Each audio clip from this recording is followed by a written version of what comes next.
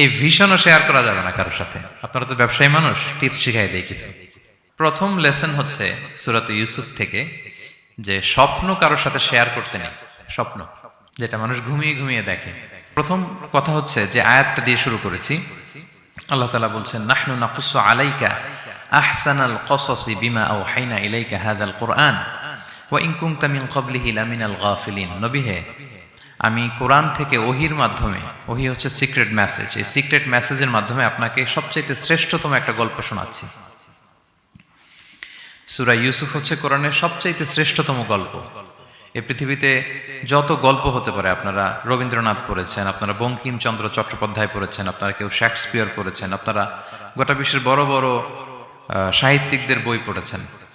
যত সাহিত্য হতে পারে, যত স্টোরি হতে পারে, যত গল্প হতে পারে, এমনকি কোরআনের অন্যান্য গল্পগুলোর চেয়েও এটা শ্রেষ্ঠ, অনন্য, অনবদ্য, আনপ্যারালাল।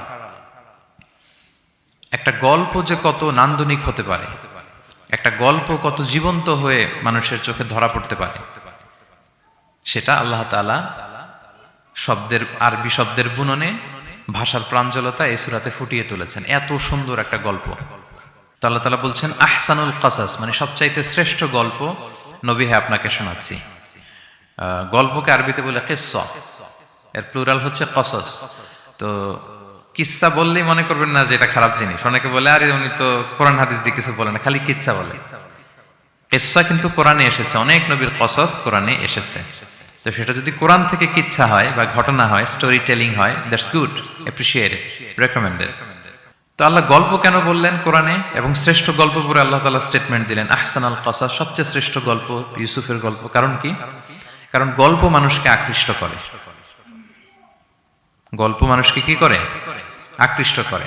অনেক সময় দেখা যায় যে আমরা যখন তাত্ত্বিক কথা বলি, মানুষ হাই তোলে, কেউ এদিক সেদিক তাকায়, একটা ঝিমুনি ঝিমুনি ভাব। কিন্তু যখন ঘটনা বলি, একটা গল্প যখন শুরু করি, তখন একেবারে নড়ে চড়ে বসে সবাই, মানে কি হইলো দেখি, শেষ পর্যন্ত কোথায় যে ঠেকে। তো এই জন্য আল্লাহ তাআলা মাঝে মাঝে আমাদেরকে গল্প শুনিয়েছেন।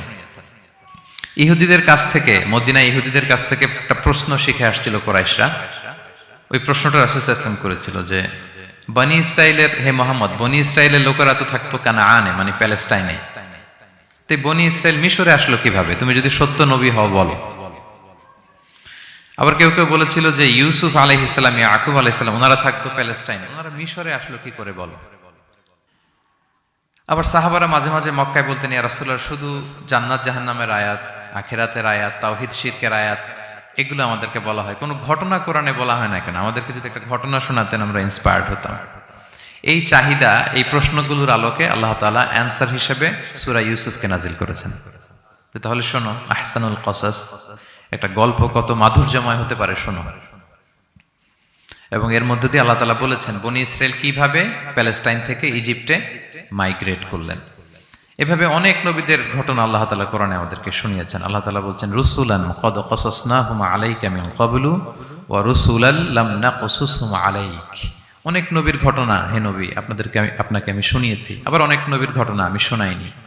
তো যেগুলো আমি শুনিয়েছি এগুলো আবার আপনি আপনার উম্মতদেরকে শোনান। ফাকসুসিল কসাসা লাআল্লাহুম ইয়াতাফাক্কারুন। আপনি এই কিচ্ছাগুলো, ঘটনাগুলো আপনার উম্মতকে শোনান, যাতে করে তারা চিন্তাশীল হতে পারে। তাহলে এটা হচ্ছে ইন্ট্রোডাক্টরি ডিসকাশন, প্রাথমিক কথা, যে গল্প মানুষকে আকৃষ্ট করতে পারে, এজন্য গল্প মানুষের মনে দাগ কাটে, এবং একটা গল্প কত পাওয়ারফুল হতে পারে, নান্দনিক হতে পারে, এটা এই সূরার মধ্য দিয়ে আল্লাহ তাআলা আমাদেরকে বুঝিয়েছেন। আমরা কিন্তু প্রায় মহামানবদের গল্প শোনাই, সফল মানুষদের গল্প শোনাই। মিডিয়াতে মাঝে মাঝে দেখবেন যে কিছু প্রোগ্রাম করে যে সফল মানুষদের গল্প। তো গল্পগুলো কেন বলে? তাদের সফলতার গল্প শুনলে নিজেরও সফল হতে মনে চায়, মানুষ মোটিভেটেড হয় সফল মানুষের স্টোরি শুনলে। এখানে আপনারা অনেক ব্যবসায়ী আছেন, জীবনের শুরুটা ছিল অনেক কষ্টের, তাই না? একটা সময় পাড়ি দিয়ে এখন very big business magnate in Kuala Lumpur, মাশাআল্লাহ, অনেক বড় ব্যবসায়ী। তা আপনার হিস্ট্রিটা যদি আমাদের সাথে শেয়ার করেন, গল্পটা যদি বলেন, তখন আমরা অনুপ্রাণিত হব। এজন্য আল্লাহ তাআলা কোরআনে আমাদেরকে গল্প শোনান। তো এই সূরা থেকে আমরা কি কি শিখি? প্রথম যে লেসনটা আমরা শিখি সেটা হচ্ছে, যেহেতু আমি একেবারে ক্রিম লেসনগুলো আপনাদের সামনে আনবো, পুরো সূরাটা কভার করা তো সম্ভব হবে না। প্রথম লেসন হচ্ছে সূরা ইউসুফ থেকে যে স্বপ্ন কারোর সাথে শেয়ার করতে নেই। স্বপ্ন যেটা মানুষ ঘুমিয়ে ঘুমিয়ে দেখে, এটাও স্বপ্ন। আবার আরেকটা আছে যেটা মানুষকে ঘুমাতে দেয় না, ওইটাও স্বপ্ন। স্বপ্ন যেটা মানুষ ঘুমায় দেখে, এটাও স্বপ্ন। আবার যেটা পাবার আকাঙ্ক্ষা মানুষকে ঘুমাতে দেয় না, ওইটাও কি স্বপ্ন। ওটার ভিশন বলে। এই দুইটার একটাও কারোর সাথে শেয়ার করতে নেই। ঘুমের স্বপ্নও শেয়ার করবেন না, আর আপনার যে লং ভিশন ওইটাও শেয়ার করবেন না কারোর সাথে। এটা হচ্ছে প্রথম লেসন, স্বপ্ন শেয়ার করতে নেই। ছোট্ট ইউসুফ আলাইহিসসালাম স্বপ্ন দেখলেন 11টা তারা, চাঁদ, সূর্য ওনাকে সেজদা করতেছে। এই স্বপ্ন দেখি তার বাবার সাথে শেয়ার করলেন, ইয়াকুব আলাইহিসসালামের সাথে। ইয়াকুব আলাইহিসসালাম বললেন, লা তাকুসুস রুইয়াকা আলা ইখওয়াতিকা ফায়াকিদু লাকা কাইদা। ইউসুফ, তুমি আমাকে বলেছো ভালো, কিন্তু তোমার ভাইদের বলতে যেও না আবার, তাহলে তারা তোমার প্রতি কি করবে? জেলাসি করবে, ষড়যন্ত্র করবে। আর নি'মাতু মাহসুদা, এটা পৃথিবীর চিরাচরিত নিয়ম। আপনি যদি কোনো ব্লেসিংস পান আল্লাহর পক্ষ থেকে, অন্যদের চেয়ে আপনি একটু ডিফারেন্ট হন, আপনার অনেক কিছু থাকে, এটা সবার ভালো লাগবে না। আপনার ভালো জিনিস সবার ভালো লাগবে না। আপনার এই ভালো জিনিসের কারণে অনেকে আপনাকে ঘৃণা করবে। সো স্পেশালি যদি কোনো ভালো স্বপ্ন দেখেন, এট দ্য সেম টাইম খারাপ স্বপ্ন যদি দেখেন, এটা আপনি শেয়ার করবেন না কারোর সাথে। কারণ স্বপ্ন এটা কেবলমাত্র মন মস্তিষ্ক প্রসূত কোনো বিষয় না।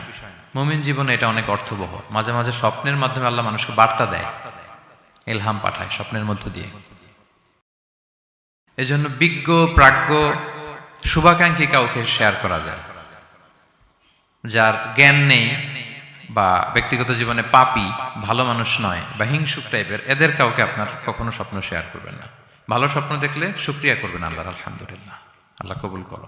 খারাপ স্বপ্ন দেখলে পানাহা চাবেন আল্লাহর কাছে। সুনানে তিরমিজিতে একটা বাব আছে, একটা চ্যাপ্টার, বাব লা তাকুসুর রুইয়া ইল্লা আলা আলিম আও নাসিহ। ভালো আলেম অথবা শুভাকাঙ্ক্ষী ছাড়া স্বপ্ন কাউকে বলতে যেও না, এই অনুচ্ছেদের নাম।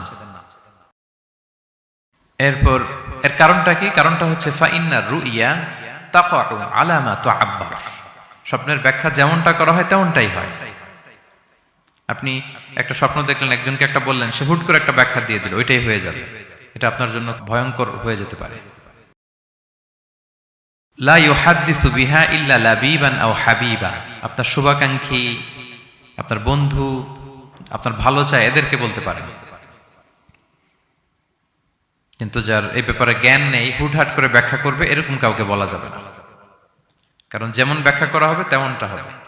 ইউসুফ আলাইহিসসালাম ভালো স্বপ্নের ব্যাখ্যা জানতেন, ইয়াকুব আলাইহিসসালাম ভালো স্বপ্নের ব্যাখ্যা জানতেন, আল্লাহ রাসূল সাল্লাল্লাহু আলাইহি ওয়াসাল্লাম ভালো স্বপ্নের ব্যাখ্যা জানতেন। আবু বকর রাদিয়াল্লাহু তাআলা আনহু সাহাবীদের মধ্যে সবচেয়ে ভালো স্বপ্নের ব্যাখ্যা জানতেন।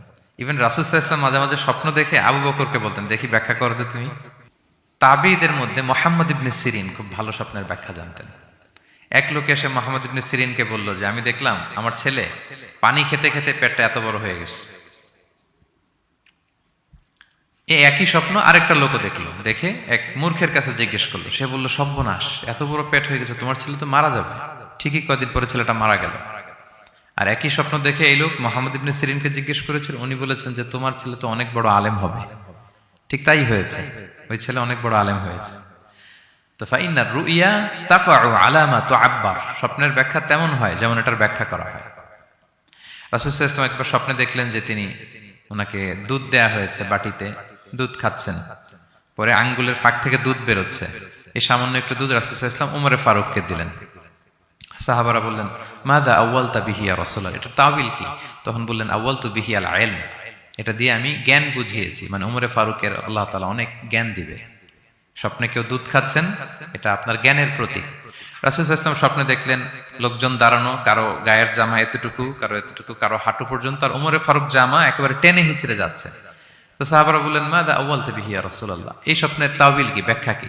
রাসূল সাল্লাল্লাহু আলাইহি ওয়াসাল্লাম বললেন, আউয়ালতু বিহি আদ-দীন আত-তাকওয়া, এটা দ্বারা আমি দিনদারি বুঝিয়েছি। মানে উমরে ফারুকের দিনদারি অনেক বেশি। স্বপ্নে কেউ ছোট জামা দেখলে তার দিনদারি কমতেছে, এটার একটা আলামত। তো এই জন্য হুট করে স্বপ্নের কথা কাউকে শেয়ার করতে নেই। রাসূল সাল্লাল্লাহু আলাইহি ওয়াসাল্লাম ফজরের সালাতের পরে মসজিদে নববীতে সালাম ফিরিয়ে সাহাবাদের দিকে মুখ ফিরিয়ে বসতেন, তাসবিহ পড়তেন, এরপর জিজ্ঞেস করতেন, হাল রাআ আহাদুম মিনকুম আল বারিহাতা রুইয়া, গত রাতে কেউ কোনো স্বপ্ন টপ্ন দেখেছে নাকি? তো তখন সাহাবারা এই স্বপ্ন বলতেন, রাসূল সাল্লাল্লাহু আলাইহি ওয়াসাল্লাম ব্যাখ্যা করতেন। সুবহানাল্লাহ, কত সৌভাগ্যবান ছিলেন তারা। তাহলে স্বপ্ন বলা যাবে নাকি কাউকে? শুধু মুরাদ ভাই বলবে না, বাকিরা বলবে? স্বপ্ন বলবেন কাউকে? না। খুবই শুভাকাঙ্ক্ষী, আপনার একেবারে ক্লোজ ফ্রেন্ড, তাকে বলতে পারেন। আর অনেক বড় আলেম, যিনি ভালো ব্যাখ্যা করতে পারবেন, আপনাকে গাইড করতে পারবেন, তাকে বলবেন। এছাড়া বলা যাবে না। আর খারাপ স্বপ্ন তো বলাই যাবে না, আল্লাহ তাআলার কাছে পানা চাইতে হবে। তাহলে ঘুমিয়ে ঘুমিয়ে যেটা দেখি, এটা কারোর কাছে বলা যাবে না।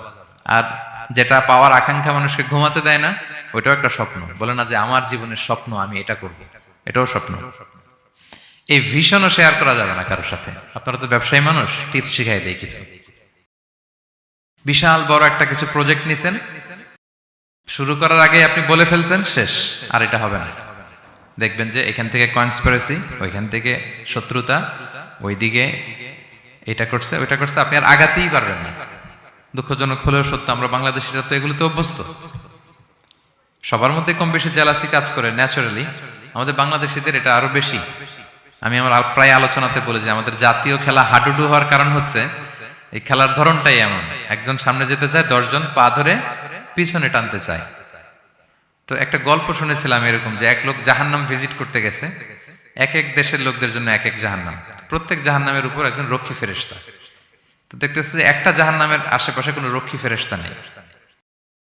তো বললো যে সব জাহান্নামের উপরে রক্ষী ফেরেশতা যাতে বেরোতে না পারে কেউ, এই জাহান্নামের কোনো রক্ষী ফেরেশতা নাই কেন? এটা কোন দেশের? বলতেছে এটা বাংলাদেশের জাহান্নাম।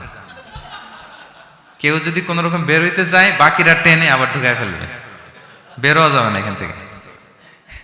তো এটা নাকি বাংলাদেশের জাহান্নাম। এটা জাস্ট একটা মজার ছলে গল্প করলাম আর কি। তা আপনি আপনার ভিশন শেয়ার করলে বিপদে পড়ে যাবেন। আপনি প্রপার হোমওয়ার্ক করবেন, গ্রাউন্ড ওয়ার্ক করবেন, কাউন্সিলিং করবেন, প্রজেক্ট দাঁড় করাবেন, লঞ্চিং প্রোগ্রামের দিন সবাইকে জানাবেন। সব রেডি, এবার আর কেউ কিছু করতে পারবেন, এটা দাঁড়ায় গেছে, সব রেডি আমার। লঞ্চিং জাস্ট একটা ফর্মালিটিস, তারপরে আমার কাজ শুরু হবে। কিন্তু আপনি আগেই যদি সবাইকে জানায় ফেলেন, হবে এটা? হবে না। এটা হচ্ছে 1 নাম্বার লেসন, স্বপ্ন শেয়ার করতে নেই। এই লেসনটাকে ক্লিয়ার প্রিয় ভাই এবং বোনেরা?